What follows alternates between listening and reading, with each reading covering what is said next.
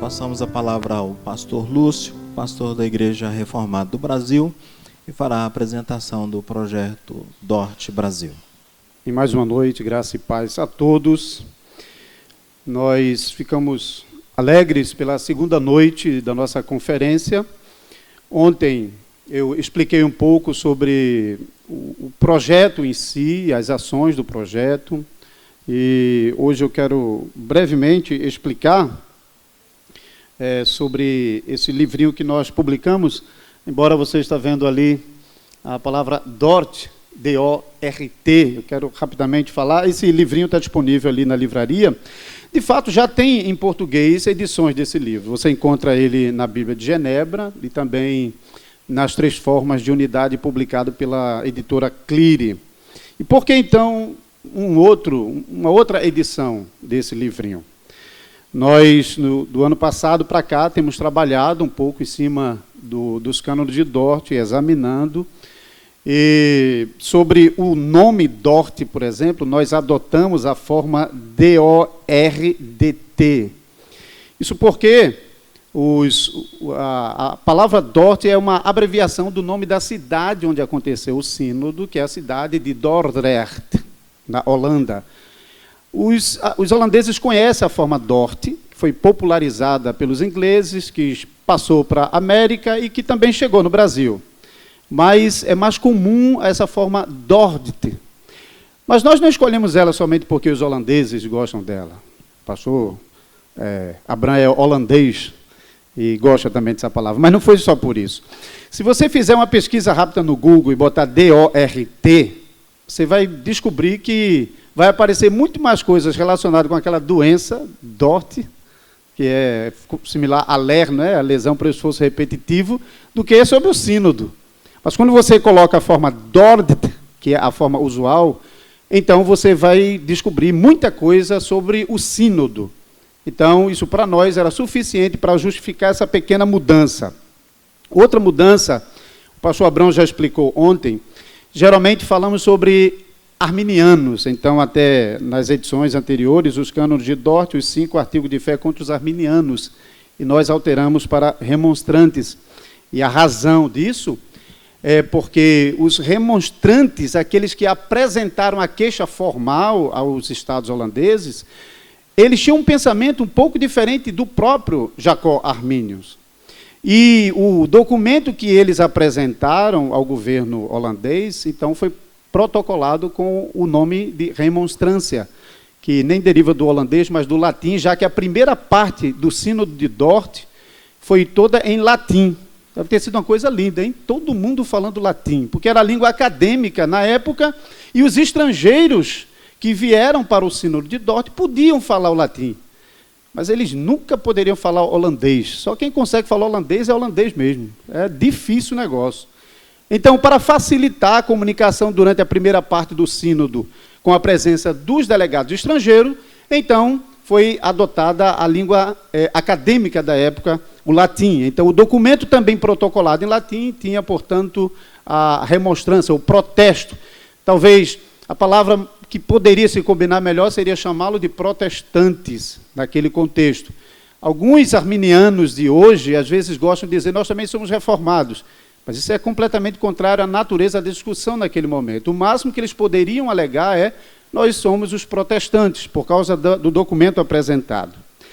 Mas a mudança mais substancial que nós fizemos nesse documento, além de que essa revisão ela teve o auxílio do próprio texto em latim e holandês, na revisão que nós fizemos, nós mudamos a palavra erro, que você vai encontrar nas versões em português, tanto na Cultura Cristã como no Cliri, a palavra erro por heresias. Então, erros ou heresias foram refutados no sínodo de Dort. Não foram erros, mas heresias. No início do livrinho, então, na introdução, está explicando todas as razões por que nós fizemos essa alteração no documento, e todo o documento, então, ao invés de falar sobre erros, está falando sobre heresias.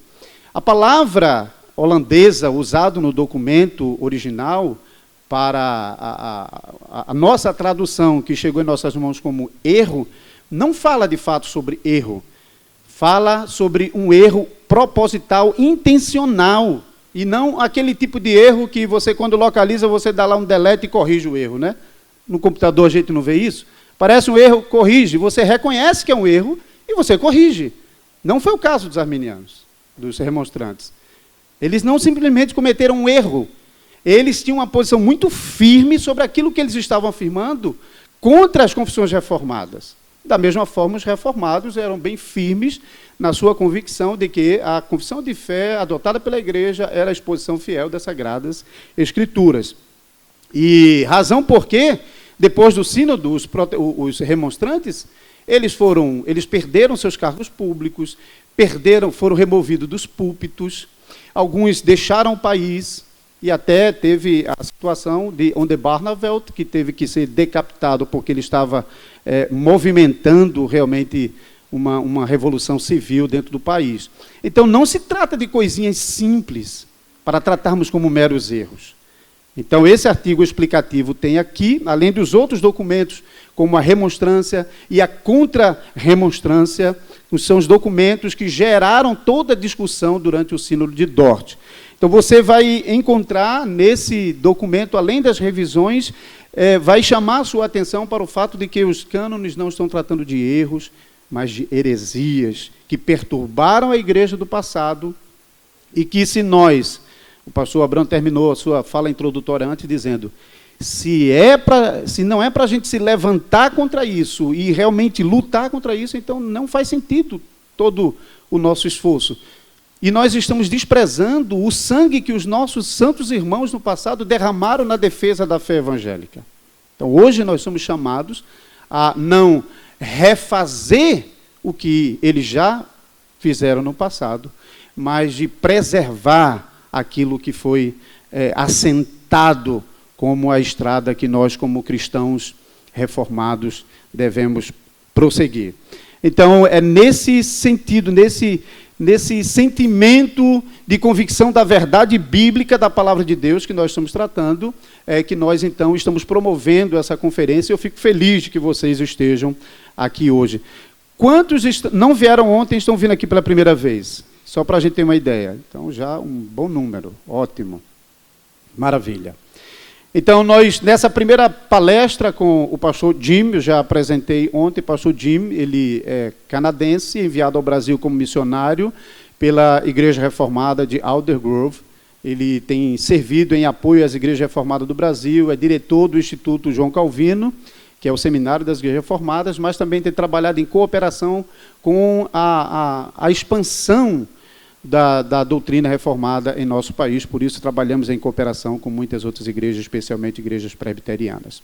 E depois, então, a segunda palestra, o pastor Paulo Brasil, pastor da Igreja Presbiteriana da Aliança, em Recife, e tanto o pastor Paulo como o pastor Jimmy têm cooperado desde o ano passado conosco, quando estávamos em outro projeto, celebrando os 500 anos da Reforma Protestante, então eu já antecipo os meus agradecimentos por ter aceitado o nosso convite, e eu espero que, assim como aconteceu ontem, aproveitem de novo hoje. Nosso tempo é resumido, então a gente não tem aquele tempo para perguntas após as palestras, mas, nos intervalos, agarrem esses homens e tirem suas dúvidas, façam perguntas e aproveitem-se do conteúdo das palestras que serão transmitidas aqui. Tá certo? Então, pastor Jim, por favor.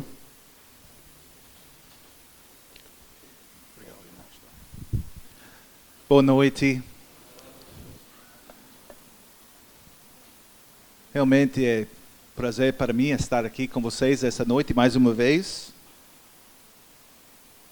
Esta noite eu vou falar sobre o último artigo dos cânones. Se vocês têm uma cópia dos cânones, vocês podem ler comigo na Bíblia de Genebra, ou se você tem o livro. Eu vou ler esse artigo, capítulo 5, artigo 15, que diz: esta doutrina é odiada por Satanás, mas é amada pela igreja.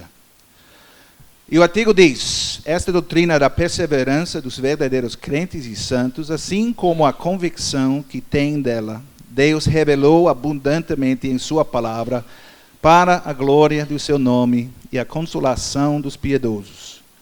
Ele é quem a imprime nos corações dos crentes.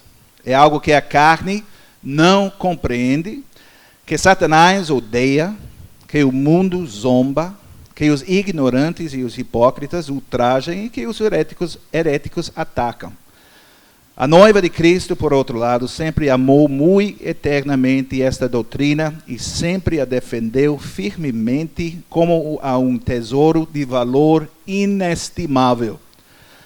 E Deus, contra quem não vale conselho nem força alguma prevalece, cuidará para que ela continue a fazer assim. A esse Deus somente, Pai, Filho e Espírito Santo, seja a honra e a glória para sempre. Amém. Então, esta noite eu vou falar sobre essas últimas palavras dos cânones de Dort. É apropriado que os delegados do Sínodo de Dort concluíram o trabalho com essa palavra de doxologia. A esse Deus somente, Pai, Filho e Espírito Santo, seja a honra e a glória para sempre. Amém. Por quê? Porque tudo que fazemos como teólogos, estudantes de teologia, precisa levar a doxologia, a louvor de Deus. E se não leva a louvor, realmente não vale a pena. E ao longo dos cânones nós vemos, como eu mencionei ontem, que a doutrina reformada não é esse sistema seco, esse sistema frio, sem coração, abstrato. É vibrante, é viva. Atinge o cerne do ensino das Escrituras, a revelação de Deus. Toca o coração dos crentes. O conhecimento da graça soberana de Deus, o entendimento real das bênçãos da eleição, expiação, graça e preservação, a preservação do povo de Deus, só pode servir para aprofundar a nossa adoração. O conhecimento profundo e íntimo de Deus leva à adoração. A adoração não é somente uma coisa das emoções, mas é também algo do intelecto, do entendimento.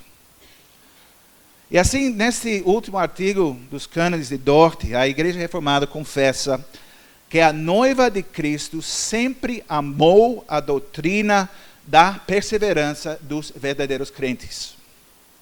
Não só uma doutrina que nós pensamos na terceira pessoa, como algo separado de nós, algo distante de nós. Não.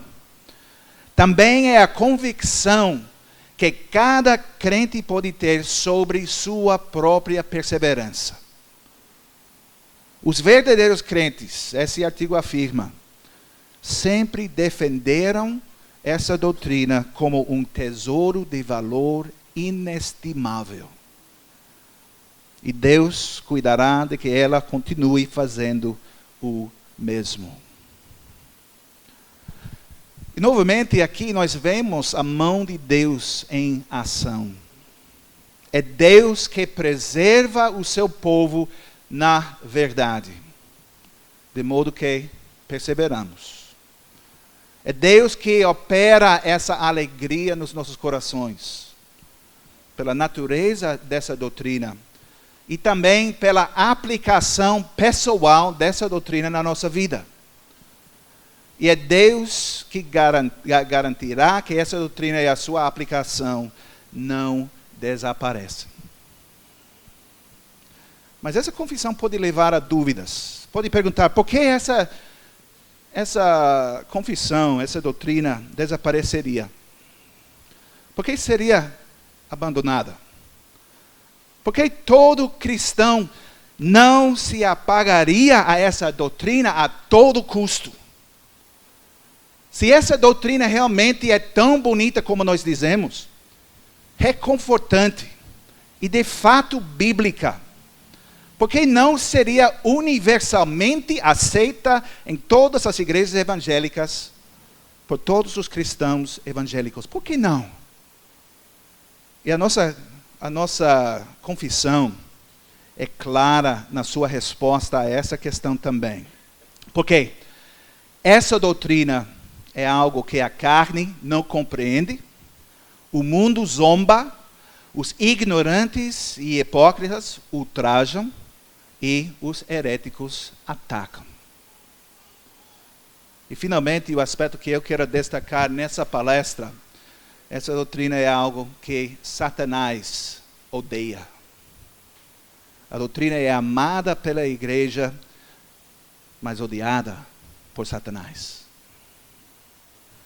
Então, quando nós falamos sobre as confissões da igreja como cristãos confessionais, enfatizamos o fato que as confissões têm valor porque são baseadas na Escritura. Mas quando eu considerei essa frase, essa doutrina é odiada por Satanás, me levou a pensar, e uma vez que a confissão é baseada na Escritura, onde é que nós encontramos este ensinamento nas Escrituras? Nós estamos confessando uma verdade aqui, e aqueles de nós que somos oficiais nas igrejas reformadas, nós subscrevemos a essa confissão. Nós confessamos que essa declaração é bíblica. E com certeza, nós encontramos a doutrina da perseverança dos santos na Bíblia. Mas onde na Escritura nós encontramos a ideia de que Satanás odeia a doutrina da perseverança dos santos? Isso foi a minha pergunta. E a minha busca por uma resposta a essa pergunta me levou à visão do profeta Zacarias. Em Zacarias capítulo 3, e eu quero ler com vocês Zacarias capítulo 3, onde nós lemos a palavra de Deus. Deus me mostrou o sumo sacerdote Josué, o qual estava diante do anjo do Senhor, e Satanás estava à mão direita dele para se lhe opor. Mas o Senhor disse a Satanás: o Senhor te repreende, ó Satanás. Sim, o Senhor que escolheu a Jerusalém te repreende. Não é este um tição tirado do fogo? Ora, Josué, trajado de vestes sujas, estava diante do anjo. Tomou esta a palavra e disse aos que estavam diante dele: tirai-lhe as vestes sujas. A Josué disse: eis que tenho feito que passe de ti a tua iniquidade e te vestirei de finos trajes. E disse eu: ponha-lhe um turbante limpo sobre a cabeça. Puseram-lhe, pois, sobre a cabeça um turbante limpo e o vestiram com trajes próprios, e o anjo do Senhor estava ali. Protestou a Josué e disse: assim diz o Senhor dos Exércitos: se andares nos meus caminhos e observares os meus preceitos, também tu julgarás a minha casa e guardarás os meus átrios, e te darei livre acesso entre estes que aqui se encontram. Ouve, pois, Josué, sumo sacerdote, tu e os teus companheiros que se assentam diante de ti, porque são homens de presságio. Eis que eu farei vir o meu servo o renovo. Porque eis aqui a pedra que pus diante de Josué. Sobre essa pedra única estão 7 olhos. Eis que eu lavrarei a sua escultura, diz o Senhor dos Exércitos, e tirarei a iniquidade dessa terra num só dia. Naquele dia, diz o Senhor dos Exércitos, cada um de vós convidará ao seu próximo para debaixo da vide e para debaixo da figueira. Nesta visão, o profeta Zacarias vê o sumo sacerdote Josué ficando na presença do anjo do Senhor com o acusador ao seu lado. E a palavra Satanás em hebraico, a língua original, significa acusador ou adversário. E não é um nome próprio, mas um título que vem com o artigo definido. O Satanás, nós podemos dizer. E esse título define o que esse ser faz, o que ele é. E o que vemos aqui é um cenário como um tribunal, com o sumo sacerdote Josué ficando como o acusado, com Satanás ficando como acusador, como promotor, nós podemos dizer, e com o anjo do Senhor, o representante do Senhor, falando em nome do Senhor como juiz. Então Josué fica diante do juiz, vestido com vestes imundas. E nossa tradução diz que sua roupa é suja. Mas, na verdade, é muito pior do que isso. Não é somente a sujeira aqui. Suas vestes foram feitas cerimonialmente impuras.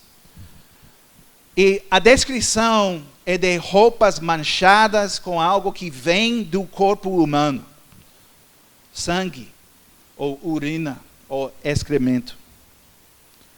E o estado da roupa de Josué torna este sumo sacerdote absolutamente, completamente incapaz de realizar o seu serviço sacerdotal. Por causa do estado impuro. Mas o acusador está lá. E ele está enfatizando a impureza de Josué. Como o sacerdote, como pode esse homem, vestido numa túnica tão manchada, como ele pode servir no templo do Senhor? Como esse representante do povo da aliança, como é que ele pode permanecer na presença de Deus, do Deus Santo? E essa é a acusação que o adversário, o acusador, está fazendo. Este homem, ele é impuro. Ele é indigno. Ele não deveria permanecer na presença de Deus, quanto mais cumprir um papel tão importante no serviço de Deus. Mas o Senhor, falando através do seu anjo, seu mensageiro, repreende o acusador. E ele fala de si mesmo como o Senhor que escolheu a Jerusalém. Porque aqui, o sumo sacerdote, no trabalho dele, ele ficou como representante do povo de Deus, o povo da aliança, o povo representado pela cidade de Jerusalém. É o Senhor que escolheu Jerusalém. É o Senhor que escolheu o seu povo. E Ele não os escolheu porque eles já estavam limpos. Ele não os escolheu porque eles já eram puros. Ele não os escolheu porque Ele sabia de antemão que eles tomariam a decisão correta no futuro. Não. Como Paulo disse a Timóteo, em 2 Timóteo 1, e versículo 9. Deus nos salvou e nos chamou com santa vocação, não segundo as nossas obras, mas conforme a sua própria determinação e graça que nos foi dada em Cristo Jesus antes dos tempos eternos. E como Paulo também escreveu aos Efésios, somos feitura dele, criados em Cristo Jesus para boas obras, e não por causa das nossas boas obras, as quais Deus de antemão preparou para que andássemos nelas.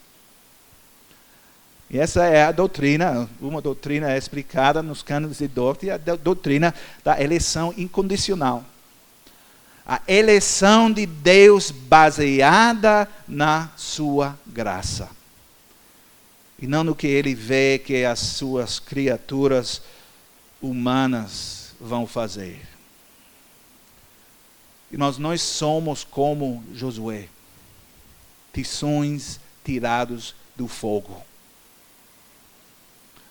E assim nós vemos Deus em ação novamente. Ele remove as roupas imundas do sumo sacerdote. E ele coloca um turbante limpo na sua cabeça. E nós vemos aqui uma ação dupla. É a remoção de algo e a substituição dessa coisa com algo novo. O pecado, a sujeira, a iniquidade, tudo o que tornou Josué impuro, imundo, indigno de permanecer na presença de Deus, é removido completamente. Mas ele não fica sem nada. Aquele turbante limpo é colocado na sua cabeça, a justiça de Deus tomando o lugar da pecaminosidade dele. E o Senhor, por meio do seu anjo, faz a declaração de como isso é possível. Eis que eu farei vir o meu servo em renovo, e tirarei a iniquidade desta terra num só dia. E naquele dia haverá uma restauração de paz, shalom, na palavra hebraica. A prosperidade e a paz que vem de um relacionamento restaurado com Deus, com o Deus da aliança.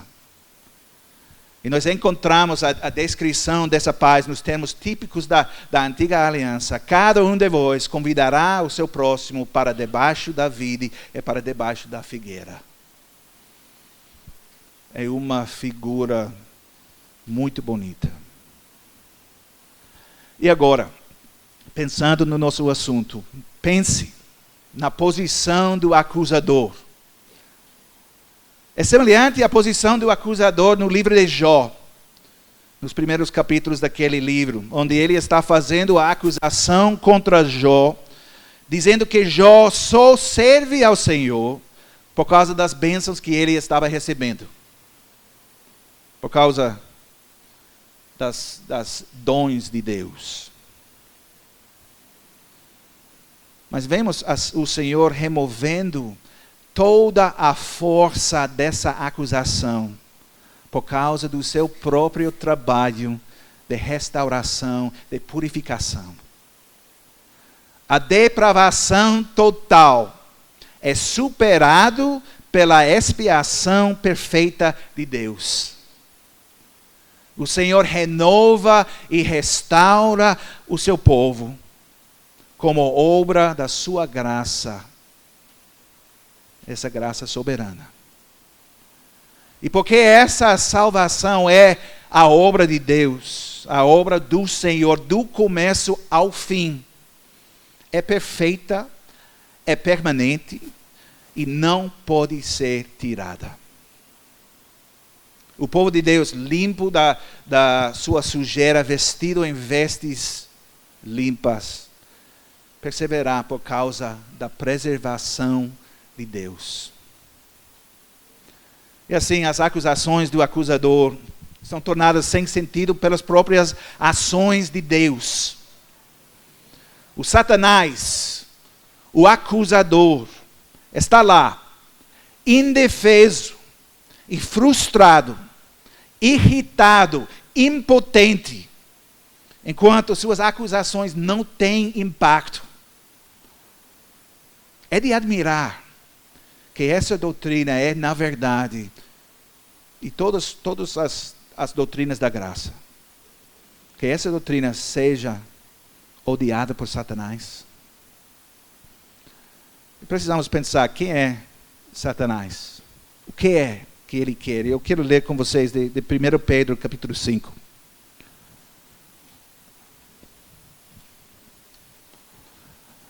Primeiro Pedro, capítulo 5.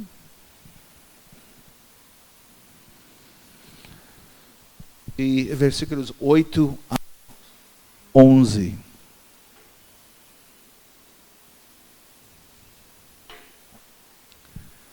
Primeiro Pedro, capítulo 5, versículos 8 a 11. onde Pedro diz, sob a inspiração do Espírito Santo: sede sóbrios e vigilantes. O diabo, vosso adversário, anda em derredor, como leão que ruge procurando alguém para devorar. Resisti-lhe firmes na fé, certos de que sofrimentos iguais aos vossos estão se cumprindo na vossa irmandade espalhada pelo mundo. Ora, o Deus de toda a graça, que em Cristo vos chamou à sua eterna glória, depois de terdes sofrido por um pouco, Ele mesmo vos há de aperfeiçoar, firmar, fortificar e fundamentar. A Ele seja o domínio pelos séculos dos séculos. Amém. E agora, nesta passagem, o adversário, o acusador, é descrito como um leão feroz, que ruge em busca de alguém para devorar. E Pedro aqui está incentivando o povo de Deus a ser vigilante, a resistir ao adversário, permanecendo firme na fé. Nesses versículos vemos o adversário como um dos maiores obstáculos à perseverança dos santos.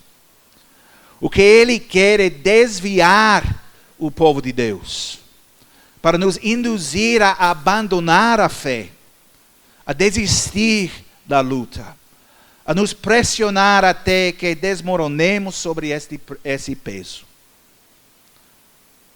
Então, aqui nós vemos uma conexão muito direta entre a perseverança dos santos e o papel do adversário.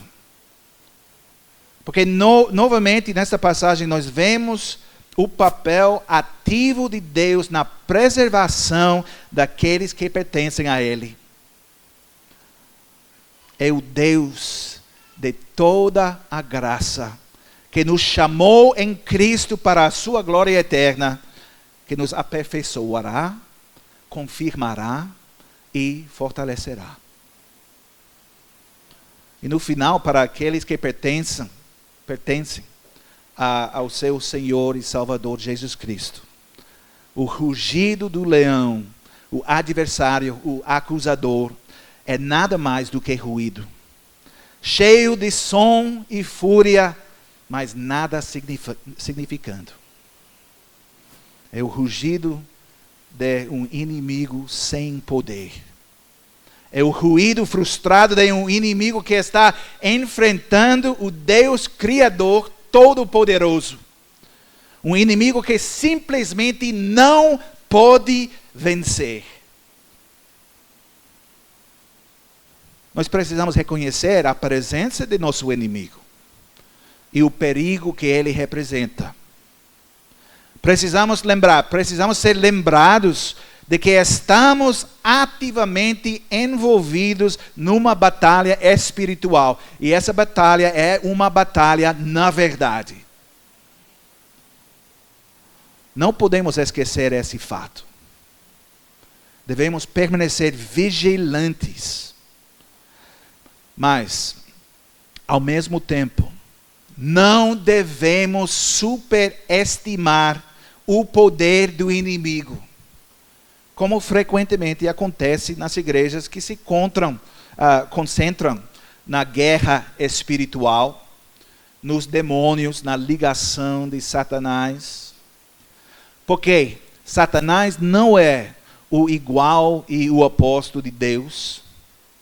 Ele é um inimigo derrotado.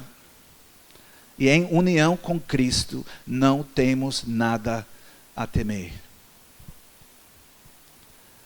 Mas no processo da nossa perseverança na fé, haverá sofrimento. Vamos experimentar sofrimento nessa vida. Pedro enfatiza que todos os nossos irmãos sofrem e que também nós vamos sofrer. Mas esse sofrimento só vai durar um pouco tempo. E mais uma vez nós podemos ver que nosso sucesso nessa luta não tem nada a ver conosco, ou com nossa força, ou com nossas habilidades, ou nossa ingenuidade, ou qualquer outra coisa dentro de nós naturalmente. Não. é o poder de Deus Todo-Poderoso em ação naqueles que Ele ama e chama e justifica e fortalece. Então não é à toa que essa doutrina seja odiada por Satanás. Ele deve odiar essa doutrina por causa da realidade que essa doutrina representa. O fato de Deus não vai perder ninguém que pertence a Ele. E ele deve odiar essa doutrina por causa do consolo que essa doutrina da perseverança dos santos fornece a nós, ao povo de Deus. É o fato da perseverança e é o ensinamento da perseverança que Satanás odeia. E não é uma surpresa que não possamos simplesmente aceitar essa doutrina como verdade. Não podemos apenas reconhecer a veracidade dessa doutrina e concordar com essa doutrina, porque é uma doutrina ensinada nas Escrituras. Mas nós podemos amar essa doutrina. A preservação de Deus dos seus eleitos significa que Satanás não pode nos tocar. Significa que ele não pode nos enganar.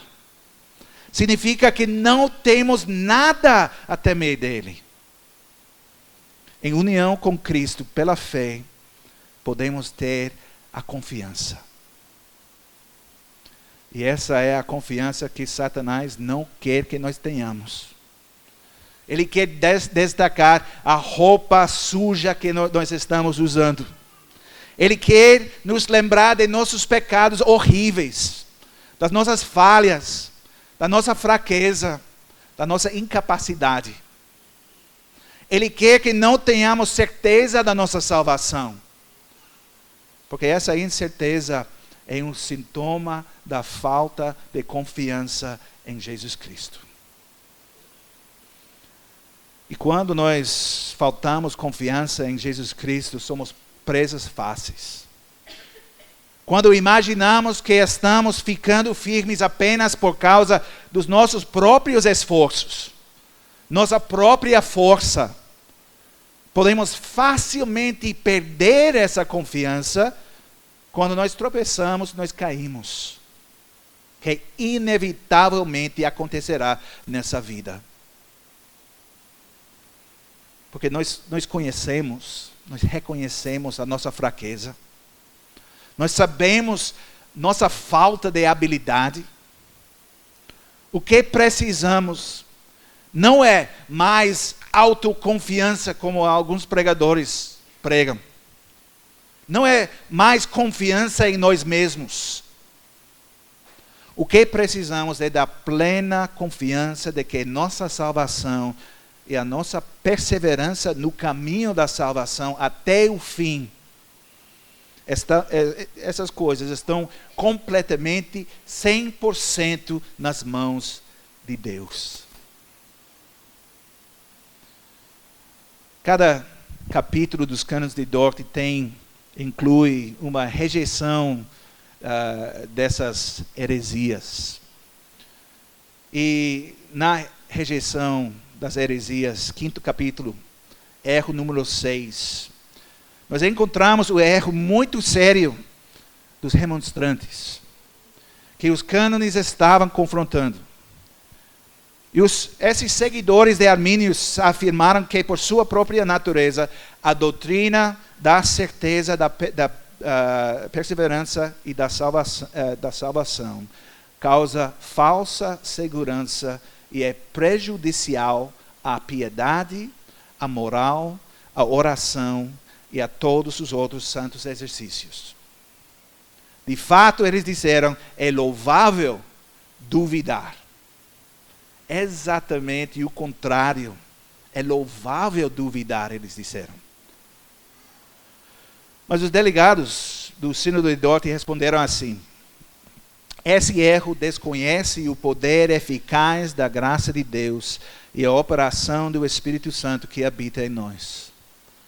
Ele contradiz o apóstolo João, que ensina o apóstolo com essas palavras explícitas: amados, agora somos filhos de Deus e ainda não se manifestou o que haveremos de ser. Sabemos que quando Ele se manifestar, seremos semelhantes a Ele, porque haveremos de vê-lo como Ele é. E assim mesmo se purifica todo o que nele tem esta esperança, assim como Ele é puro. Em 1 João capítulo 3, versículos 2 e 3. Para continuar na refutação aqui, além disso, esse erro é refutado pelo exemplo dos santos, tanto do Velho quanto do Novo Testamento, que, embora convictos da sua perseverança e salvação, não obstante, continuaram em oração e em outros exercícios de piedade. Não é nossa própria preocupação sobre o estado eterno das nossas almas que nos levará a viver uma vida piedosa. Não é uma incerteza que nos levará a nos dedicarmos inteiramente a serviço de Deus. Não há dúvida sobre a nossa salvação que levará à pureza. É uma firme confiança em Deus através de Cristo. Que fomos feitos novos. Que somos em Cristo uma nova criação. Que todos que o Pai dá ao Filho, certamente perseverará até o fim.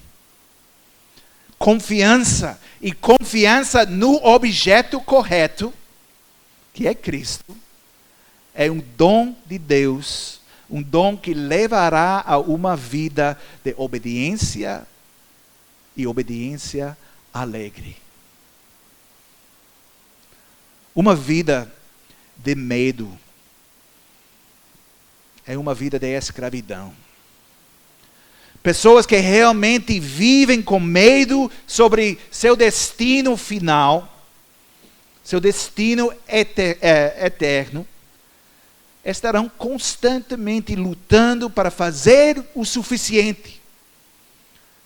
E ou acabarão confiando em seus próprios esforços em vez de confiando em Cristo, ou desistirão completamente quando finalmente perceberam que suas falhas sempre serão mais numerosas do que seus sucessos nessa vida. Eles vão desistir. Isso é exatamente o que Satanás quer. Ele é o mentiroso, ele é o pai de mentiras. Ele quer que nós acreditemos a mentira. Mas a verdade é que Cristo que é a verdade, é Cristo que nos liberta. Satanás odeia a verdade.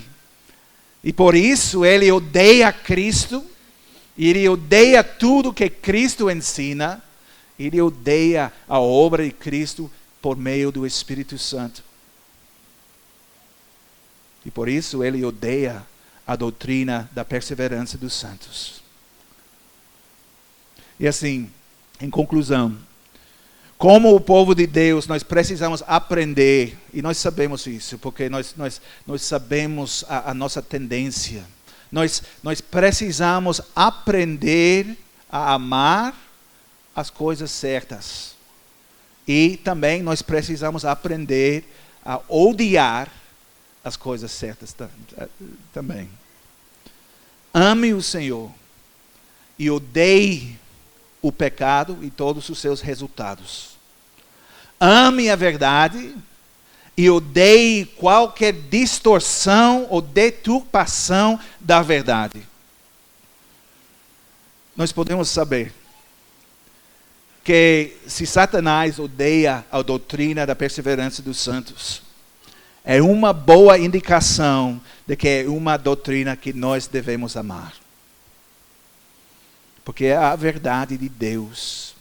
A verdade que reflete a beleza da graça de Deus.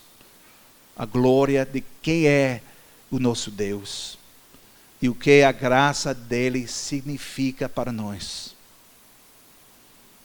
E a esse Deus somente, Pai, Filho e Espírito Santo, seja a honra e a glória para sempre.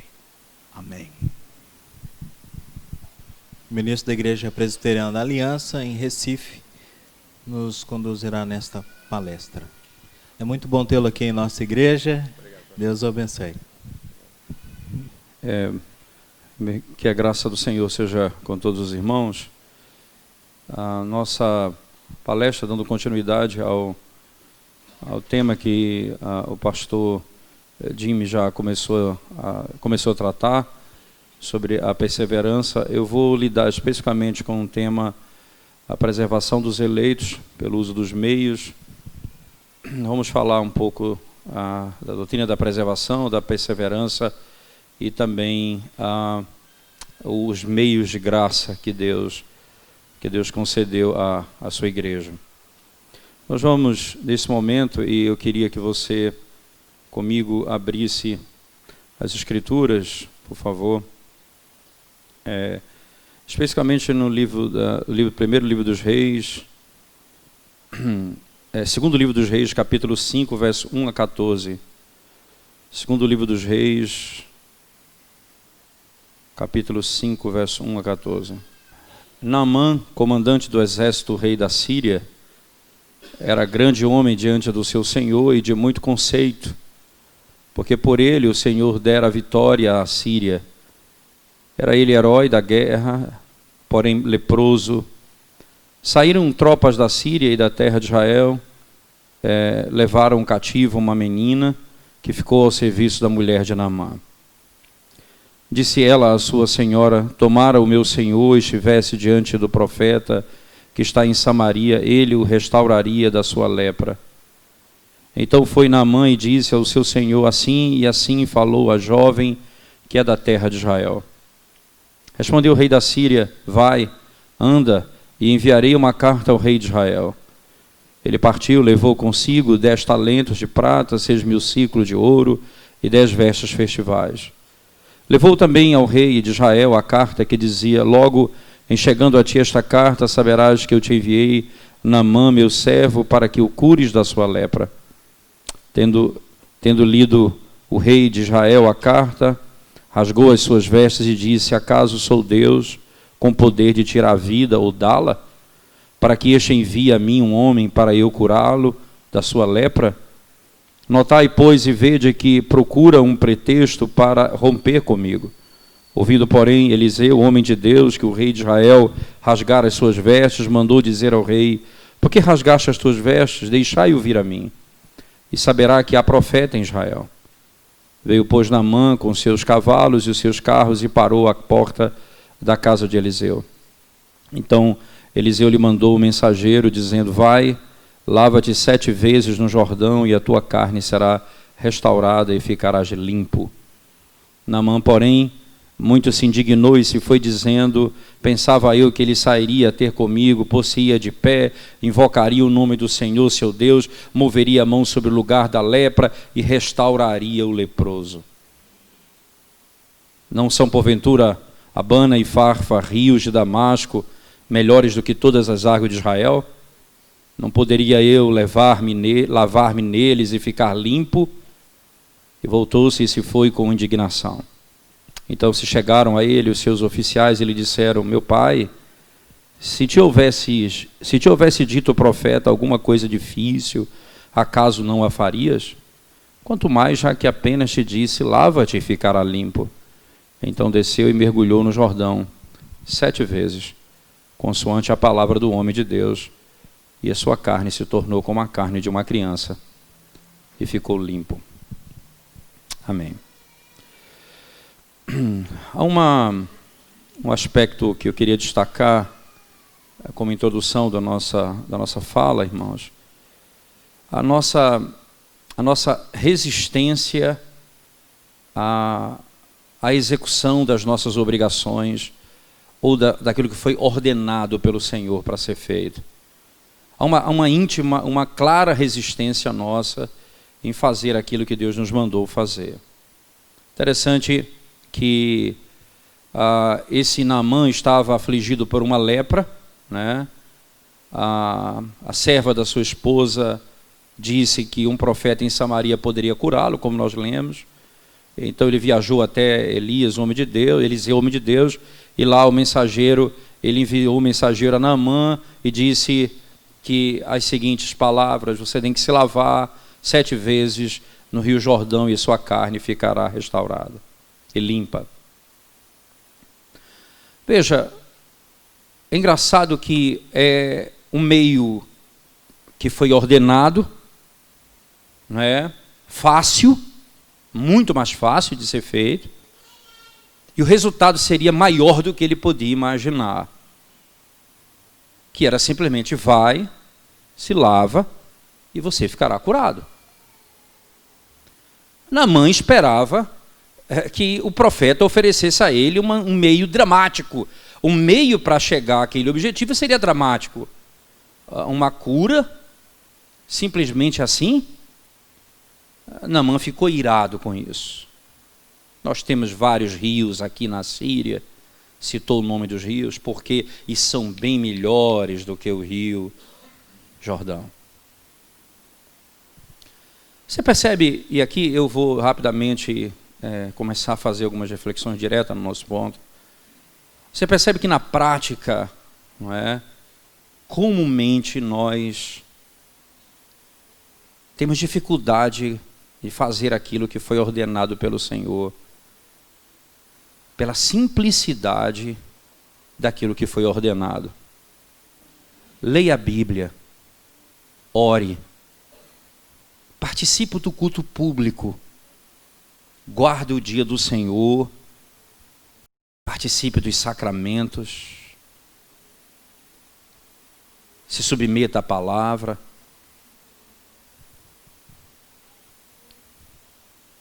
Isso é tão bobo, tão simples isso. Por que nós não temos coisas mais dramáticas? Por que nós vamos participar de culto de libertação? Por que nós vamos fazer coisas mais extraordinárias para alcançar o objetivo que nós desejamos? Nós temos um rio aqui.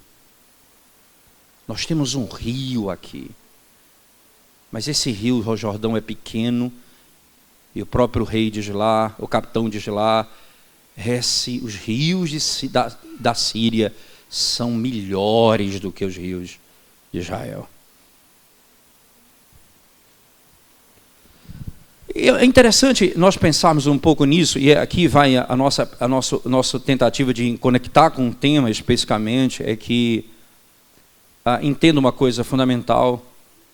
Na narrativa, o narrador coloca essa distinção e a própria fala de Naamã, para que fique claro uma coisa: mesmo tendo rios mais caudalosos na Síria, Deus escolheu Israel. Veja, quando Cristo encontrou a mulher samaritana, ele disse: a salvação vem dos judeus.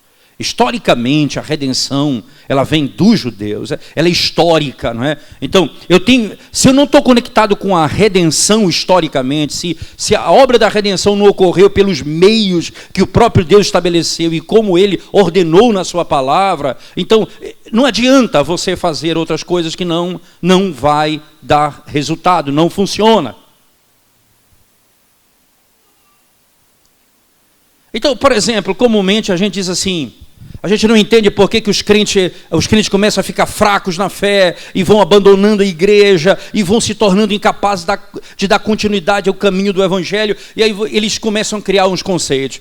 Veja, o domingo é dia do Senhor, é o dia da igreja, mas eu prefiro ficar em casa, assistir pela televisão, pela internet, tem cultos pela internet. Você percebe a ordenança, o meio de graça da comunhão dos santos é rejeitada por um conceito. Tem uma maneira mais fácil de fazer, vamos fazer aqui em casa. Veja, é mais interessante usar a tecnologia dos nossos dias do que aquele método antigo de ir à igreja. Isso é coisa do passado.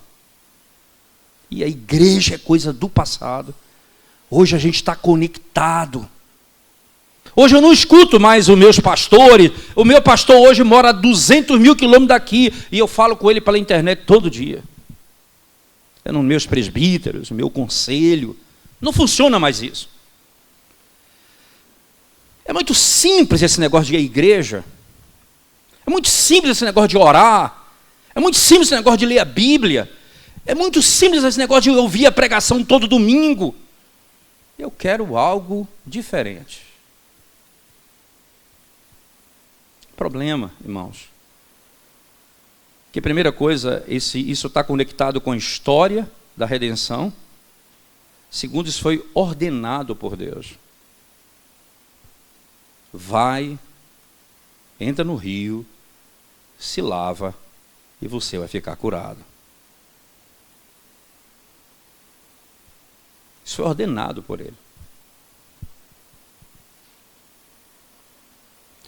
Os servos de Naamã foram mais sábios do que ele. Mas eles respeitaram Naamã como um pai. É interessante isso, que ele fala, meu pai. O texto até traduz muito bem, meu pai. Se o profeta tivesse pedido alguma coisa muito grande, você faria. O mais fácil você não quer fazer.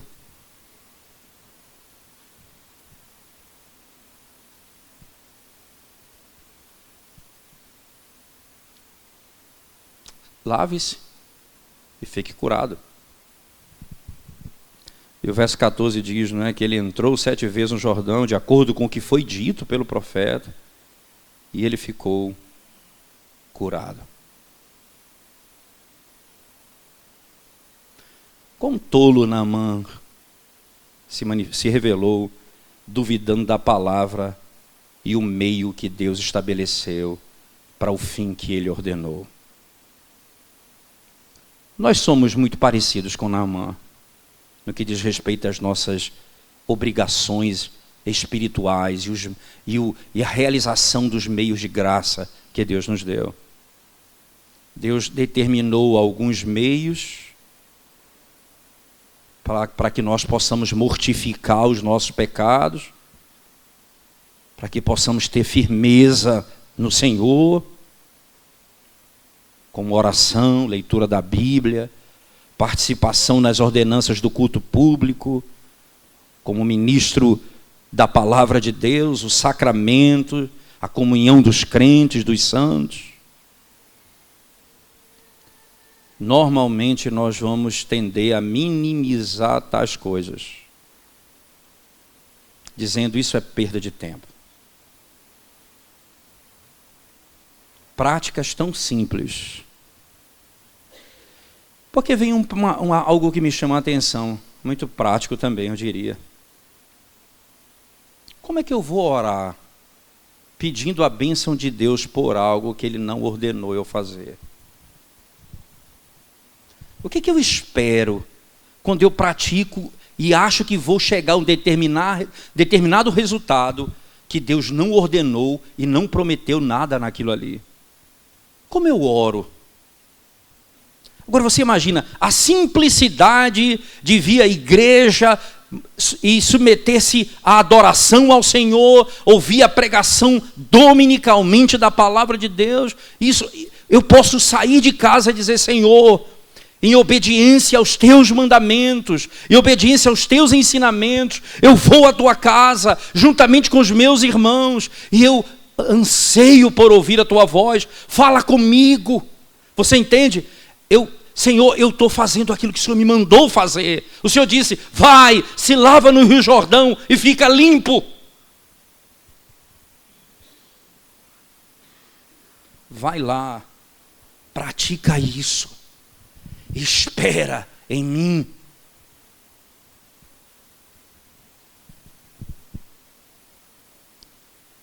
Importante frisarmos isso, porque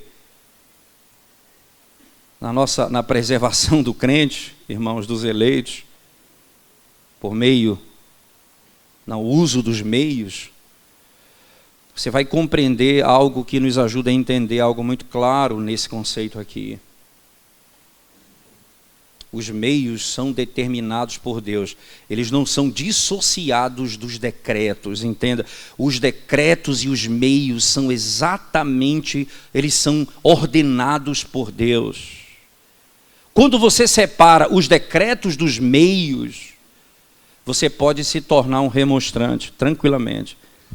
Porque os meios são determinados por nós mesmos e nós vamos alcançar o objetivo independente de Deus. Ora, Deus não apenas demonstrou, não disse o que aconteceria, mas Ele disse por meio do que aconteceria.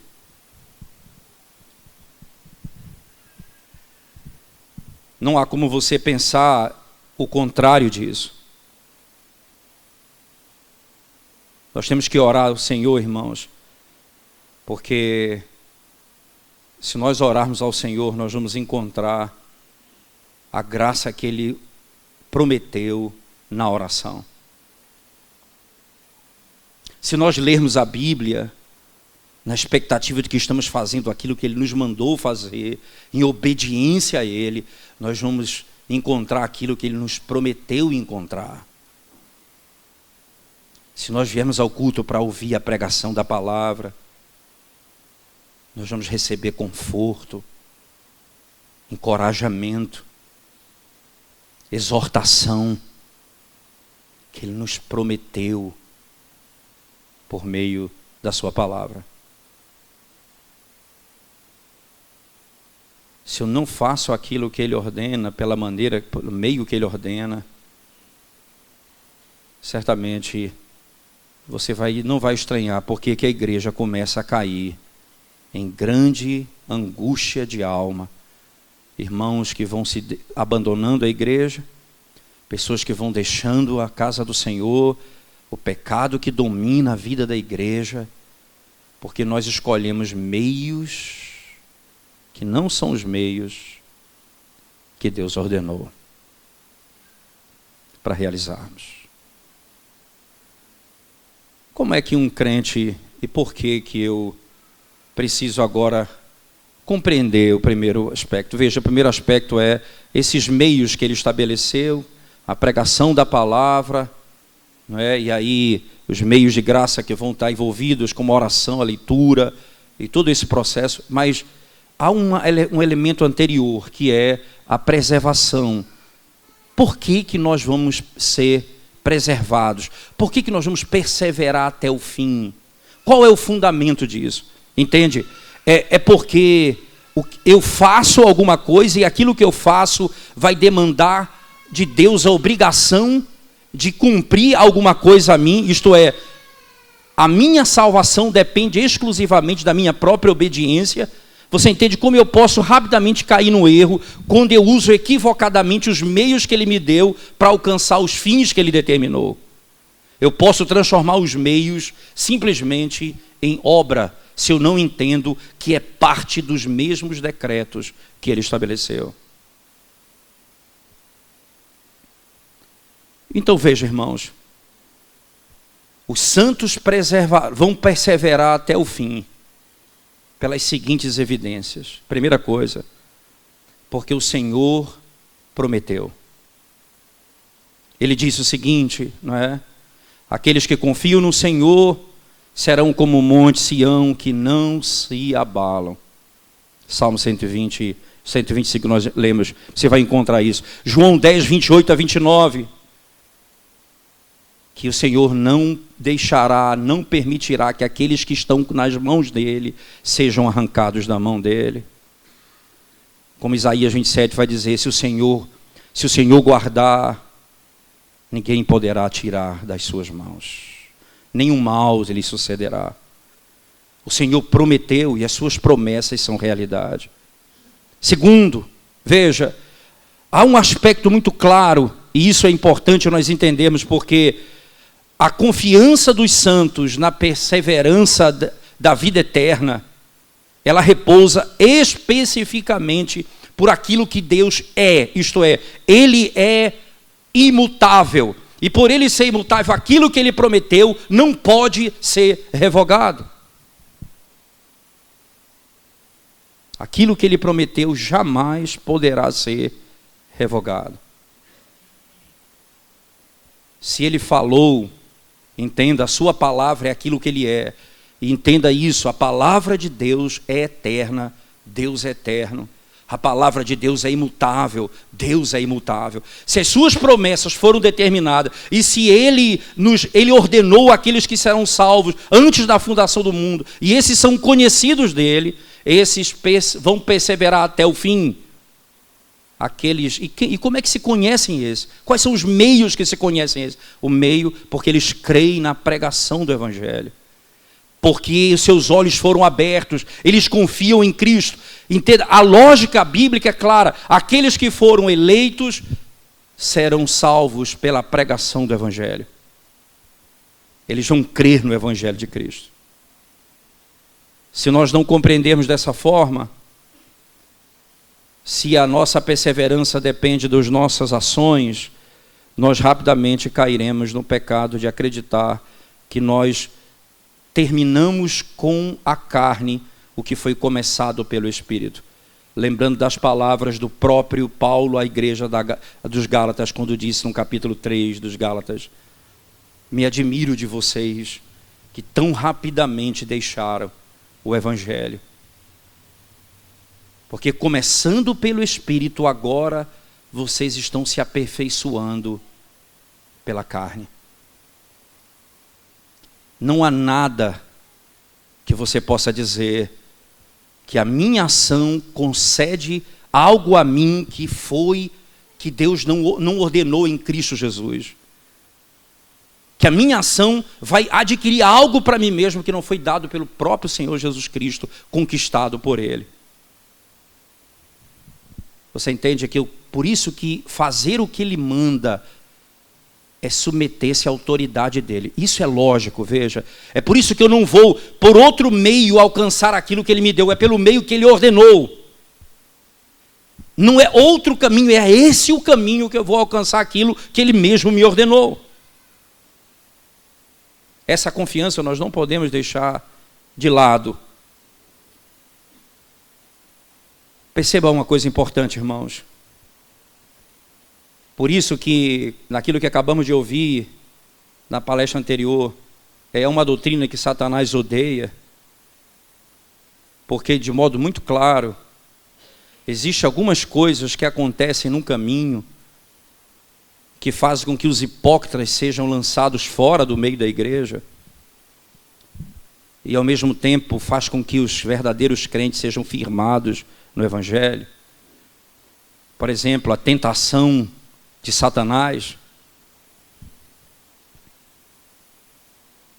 Uns saem, outros ficam.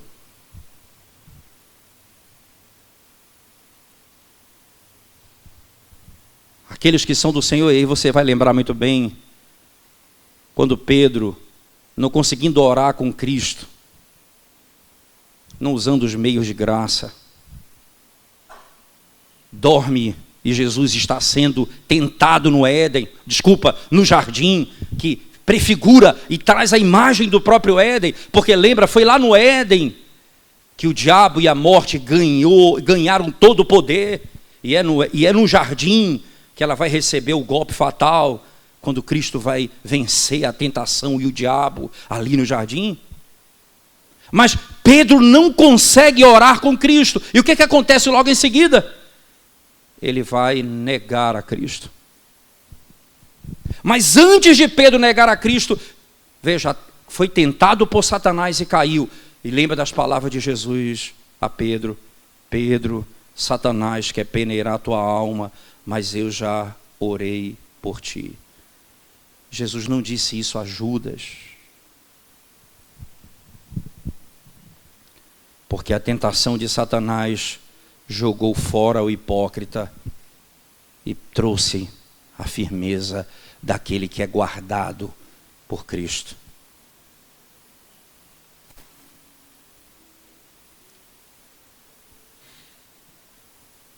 Aquilo que acontece no mundo, no dia a dia, as ciladas do mundo que nós vivemos, existem muitas ciladas que tentam nos pegar. Por exemplo, a prosperidade do mundo é uma grande cilada e faz com que muitos apostatem da fé. Mas a verdadeira fé vai fazê-los firmes até o fim. Adversidade, tribulação, perseguição. E lembra que Paulo disse lá em Romanos, no capítulo 8, nem morte, nem vida, nem angústia, nem coisas do presente podem nos separar. Você entende? Essas coisas virão, e isso será motivo para afastar os que pertencem, aos que não pertencem, e firmar os que são de Cristo. Mas nenhum daqueles que foram eleitos por Deus se perderão. Vão ser guardados por Ele. A corrupção do coração, a impureza da alma, mostram exatamente isso.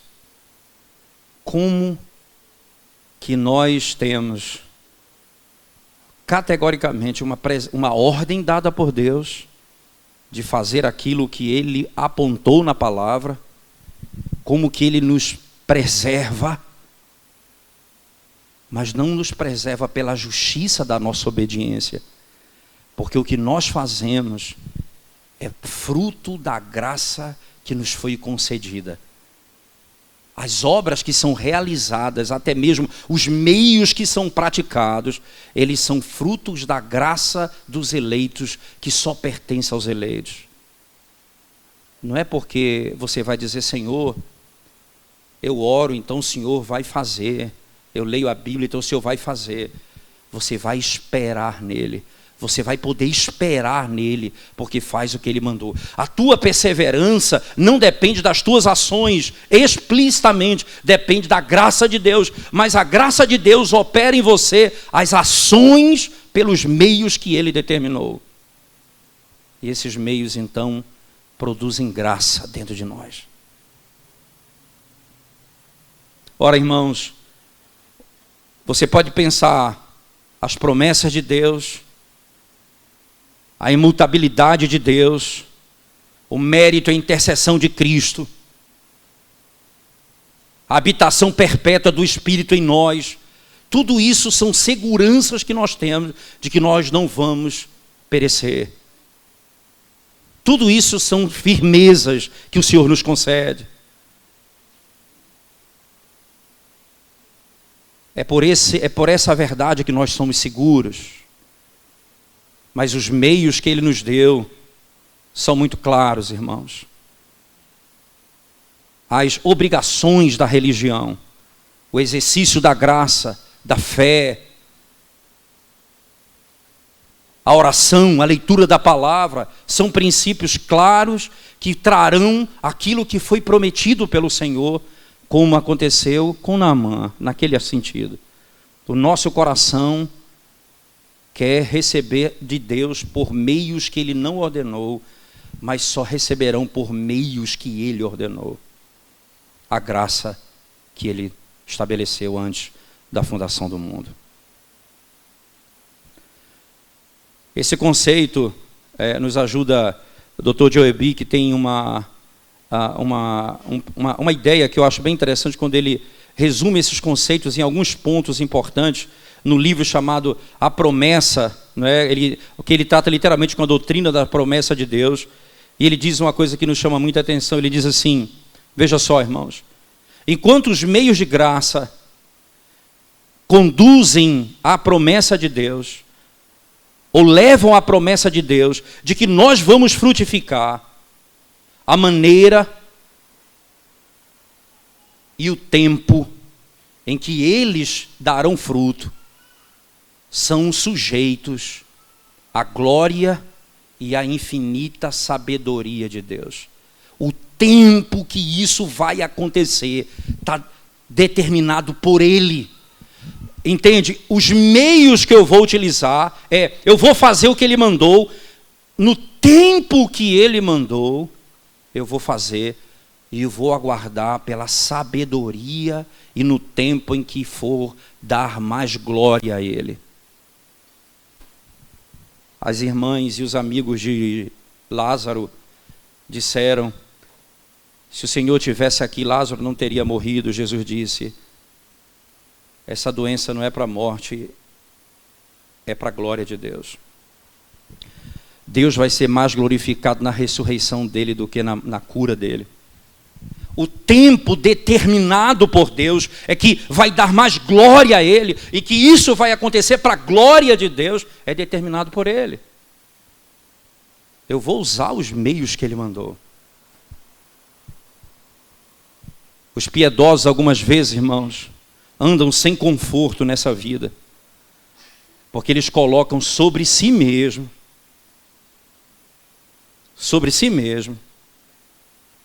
a ideia de que porque eles fazem tais coisas, o tempo que deve acontecer aquilo que eles pedem é o tempo que foi determinado por eles mesmos.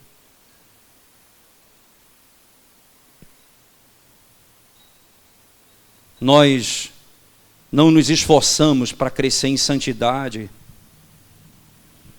simplesmente, irmãos, para podermos pensar nos frutos que serão bons para nós, mas naquilo que vai trazer mais glória para Deus. Por isso o pastor, ele não se cansa de pregar o verdadeiro evangelho domingo após domingo.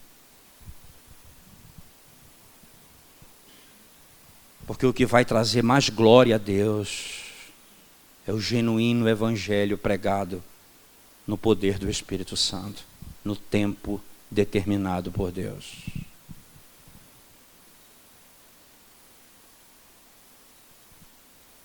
Um teólogo do século XVII certa vez disse: pastores, não se cansem de pregar a glória e o evangelho de Cristo domingo após domingo, porque é isso que foi ordenado para vocês fazerem. Se prepare, volte, pregue o evangelho. Pode ser que não aconteça nada. Volte para casa, se prepare no próximo dia do Senhor, com o mesmo poder e dependência da graça. Pregue o verdadeiro evangelho.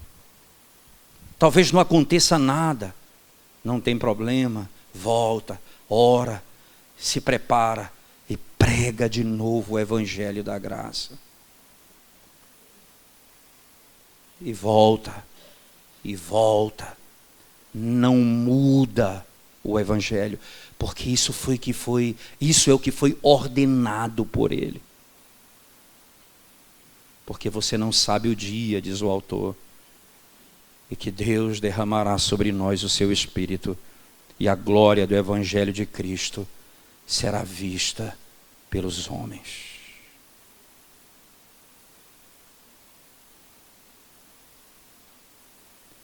Por que eu não vou me lavar nos rios da Síria? Porque foi ordenado por Deus no Rio Jordão. E eu posso aguardar o que ele prometeu.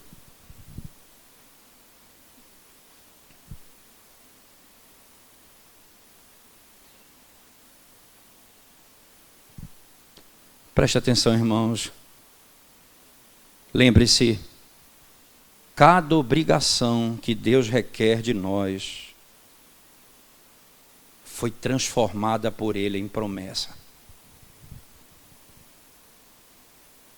Cada obrigação que Ele requer de nós foi transformada em promessa. Considere isso. Fé é uma obrigação.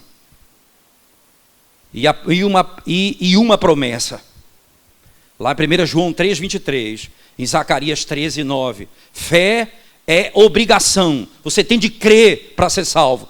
E Zacarias 13,9 promete que Deus daria fé. Tudo que Ele manda eu fazer, Ele transforma em promessa.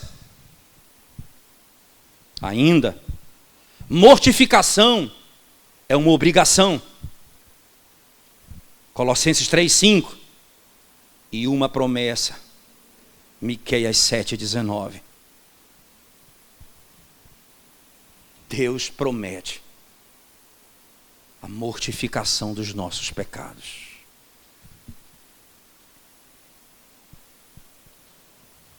Temor é uma obrigação, Eclesiastes 12, 13, e uma promessa, Jeremias 32, 40. Preste atenção nisso, irmãos.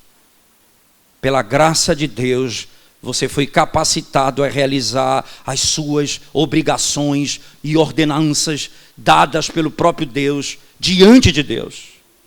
Quando você é capaz de fazer isso, porque Deus transformou uma ordenança em promessa. Então como é que eu vou fazer aquilo que Ele mandou eu fazer? Eu não faço.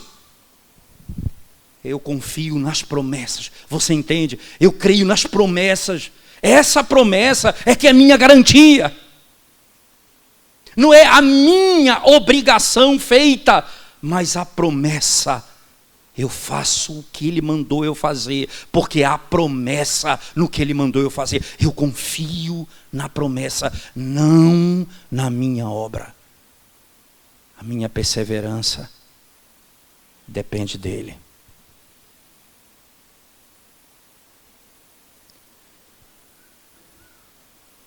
Preste atenção nisso, irmãos. Nunca esqueça essa verdade poderosa. As promessas de Deus são o fundamento de todas as nossas realizações.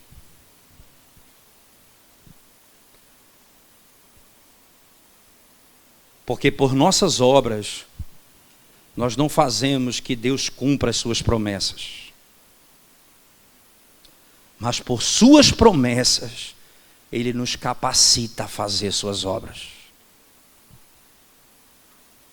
Não é por nossas obras que nós obrigamos Deus a cumprir suas promessas. É por suas promessas que nós somos capacitados a fazer aquilo que Ele ordena. Leia a palavra, ore, entenda, creia.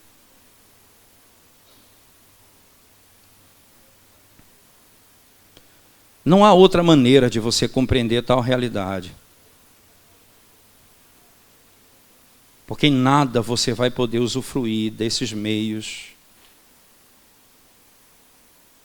se você não tiver unido a Cristo, e somente em Cristo você vai poder realizar aquilo que Deus ordenou.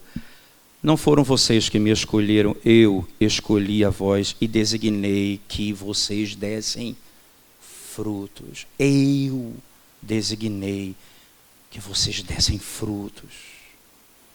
Isso é ordenança minha. E por quê? Porque vocês estão em mim.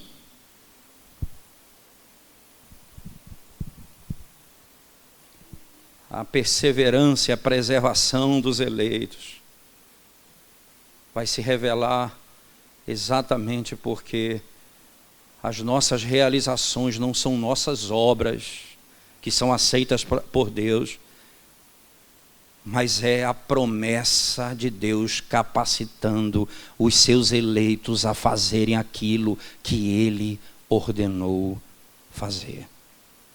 Eu acho fantástico a linguagem de Paulo aos Romanos. No capítulo 1, verso 5, ele diz assim: a obediência da fé. Que termo impressionante. Veja, não é a fé que provém da obediência, é a obediência que vem da fé. A fé que produz obediência.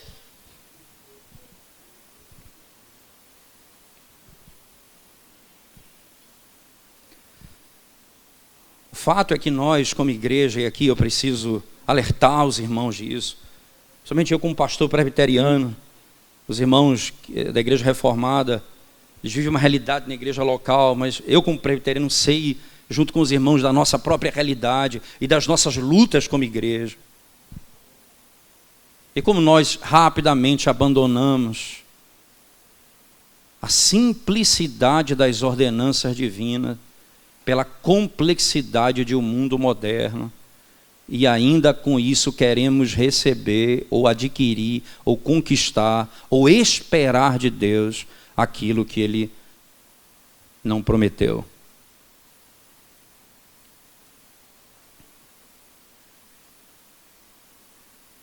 Nós não fazemos o culto doméstico com os nossos filhos.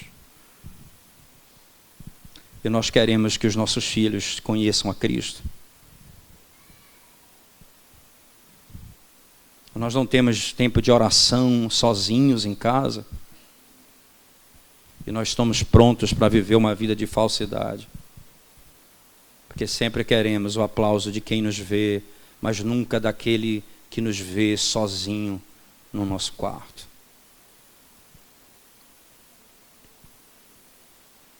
Nós chegamos à casa de Deus no dia do Senhor, mas não preparamos o nosso coração com a majestade, com a glória do nosso Deus que será adorado.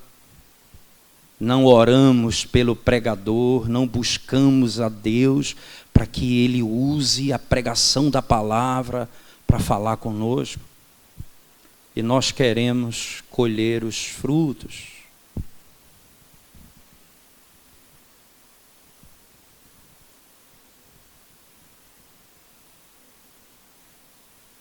Nós não perdemos a salvação, mas nós vivemos como quem não tem esperança, porque não usamos os meios de graça, onde a graça de Deus nos alcança, onde o conforto do Senhor nos alcança.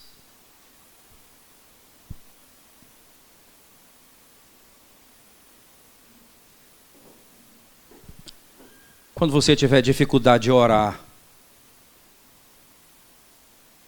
pegue as promessas de Deus e aproxime-se do trono de Deus com as promessas dele nas mãos. Você vai falar com Ele, com a base e o fundamento da palavra de Deus. Isso vai fazer você ter um coração que espera por Ele. E sabe que a palavra dele não falha. Porque as suas promessas são infalíveis.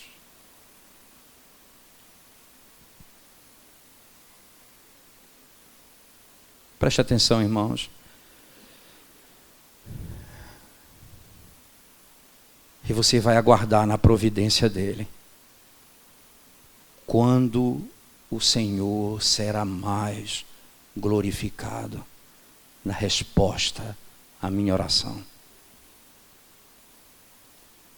na minha cura ou na minha ressurreição.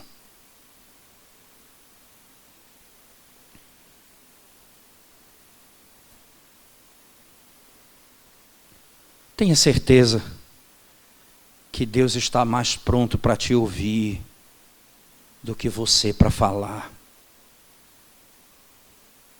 De que Ele está mais pronto para dar do que nós para recebermos. Seus ouvidos estão abertos.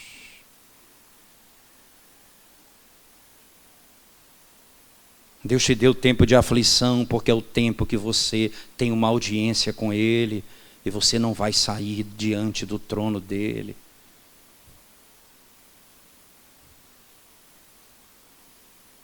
Para que você cumpra as tuas obrigações que você há muito tempo deixou de lado.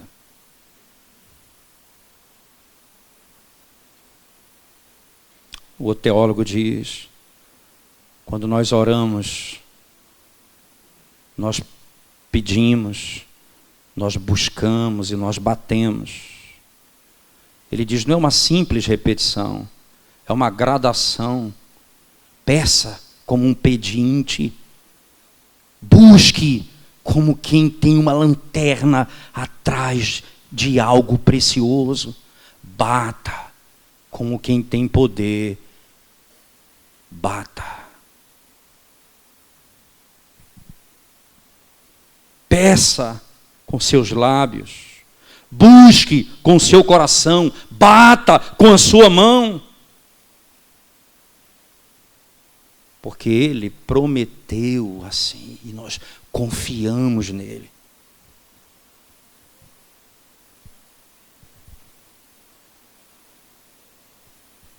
E aí nós vamos ter certeza, nós não vamos sucumbir com o mundo.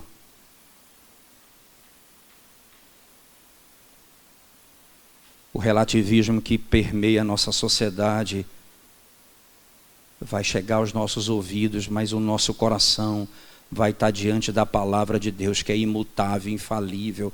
E no dia do Senhor e na nossa casa, nós ouviremos a voz de Deus falando conosco, no culto doméstico, na vida devocional particular e no culto público, na oração congregacional, nos dias de semana. Nesses dias, perceba, algo que cada vez mais as pessoas estão trocando por qualquer outro tipo de prática nos nossos dias, porque acham que a metodologia de hoje traz mais efeito do que aquilo que Deus ordenou para nós fazermos.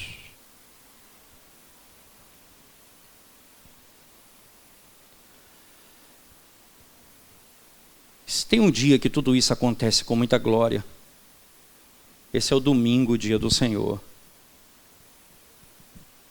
É o dia que representa tudo isso numa única imagem.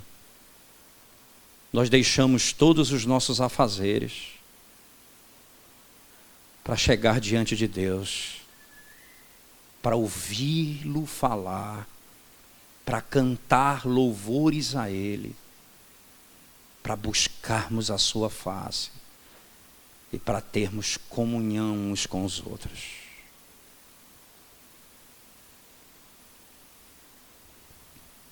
Por que eu estou assistindo tanto na oração? Porque esse é um meio que até mesmo se começasse uma perseguição hoje, você fosse proibido de vir à igreja e você fosse preso e não deixasse um livro com você, você podia ainda orar. Porque se ainda arrancasse tua língua, você poderia pensar. E nós não usamos isso como algo que Deus nos deu para fazer, para a preservação da nossa alma. Para a preservação da nossa alma. E eu encerro dizendo, não tem dia de maior temor para um homem quando a morte bate à nossa porta.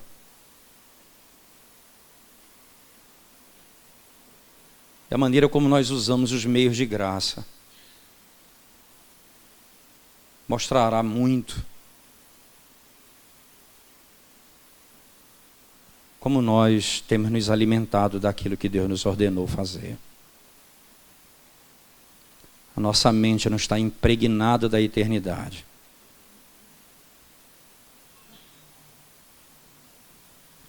Como Atos no capítulo 7 fala da morte de Estevão, ele dormiu.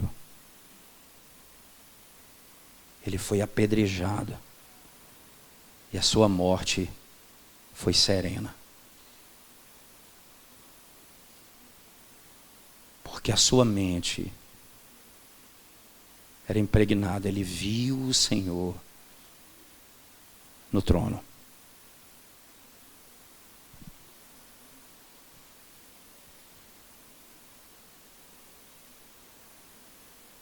Nós vamos perseverar até o fim. Porque a perseverança, ela é algo que diz respeito ao caráter de Deus, ele é imutável. Porque diz respeito à perfeição do sacrifício de Cristo. O que ele fez por nós de uma vez por todas não poderá se perder. Por uma única oferta, ele aperfeiçoou para sempre os que estão sendo santificados.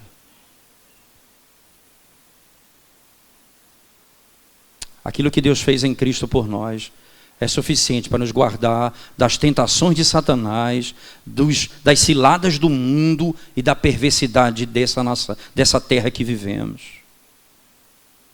Mas o Senhor nos deixou meios de graça. Meios de graça. E nós devemos usá-los e confiar e esperar nas promessas que Ele fez.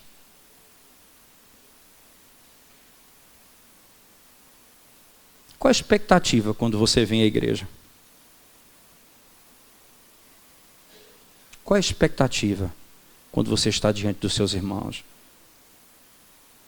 Você percebeu que nós perdemos a expectativa, porque nós perdemos a promessa. Então eu encerro usando as palavras que foram ditas a Naamã. Vai, se lava, e você ficará curado. Faz o que Deus te mandou fazer. E confia nas promessas daquele que te mandou fazer. E aguarda com paciência. Vamos orar ao Senhor mais uma vez, irmãos. Senhor Deus, nós te damos graças por tua palavra e pelo privilégio de podermos pensar e refletir nesse tema tão precioso.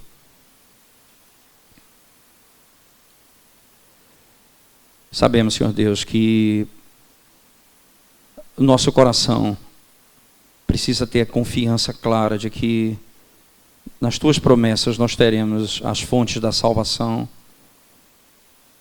e de lá fluem, ó Deus, águas da vida. E nós seremos refrigerados por essa água dia a dia. Mesmo em meio às dores, nós precisamos aprender a tirar a água desse poço. Eles são águas de consolação, que fortalece o fraco, que anima a tua igreja.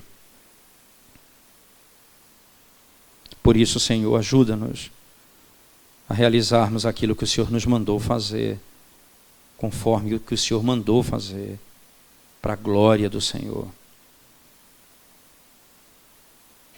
Então a tua igreja, ó Deus, em obediência à tua palavra, confia categoricamente no teu senhorio e faz aquilo que o Senhor tão gloriosamente e de modo tão simples nos mandou fazer. Então podemos esperar. Então podemos confiar.